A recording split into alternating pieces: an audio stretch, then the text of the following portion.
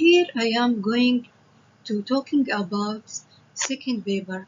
The title of this study is Wall Design for Broad Daylight in Inclusive Corridors.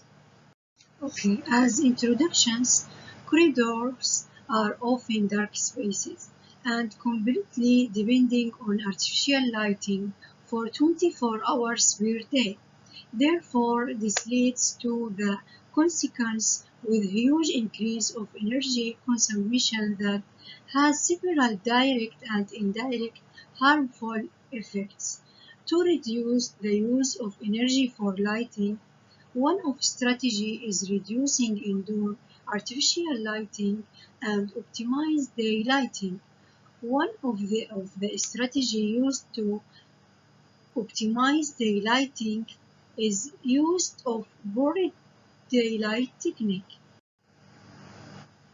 Broad light is a term used to describe the lighting of an enclosed internal space through a window that connects to an adjacent daylight space. Broad light rarely brings much daylight into the internal space, but it does provide a connection with outside and can be useful when the amount of the light required in internal space is less than in the daylight space, for example in corridors or hallways. Therefore, the purpose of this study is to examine how lighting internal corridors can be achieved by the broad daylight technique.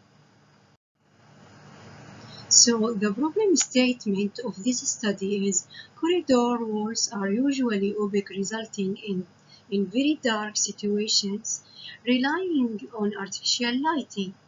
The objectives of this study are to further investigate the extent of daylight which can be brought to light the internal inclusive corridors. So the methodology of this study is the experimental using computer simulation method. This is because data inputted into the program can be easily accessed and changed whenever required.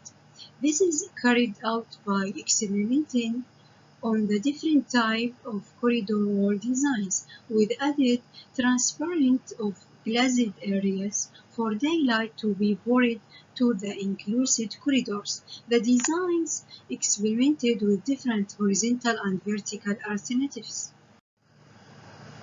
From the graph, which compares the vertical alternatives, results show that the daylight factor performance would depend on where the vertical strips are located in the corridor under study.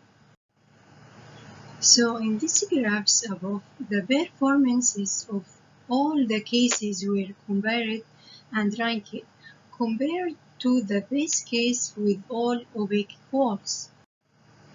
So the effects of these new corridor wall designs to daylight distribution in corridors are investigated by radiance simulations.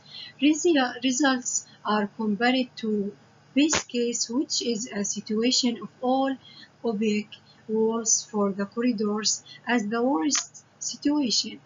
According to the results, it is clear that using 4 strips, which are 50% of the glazing area as shown in graph, is optimum design for the corridor wall.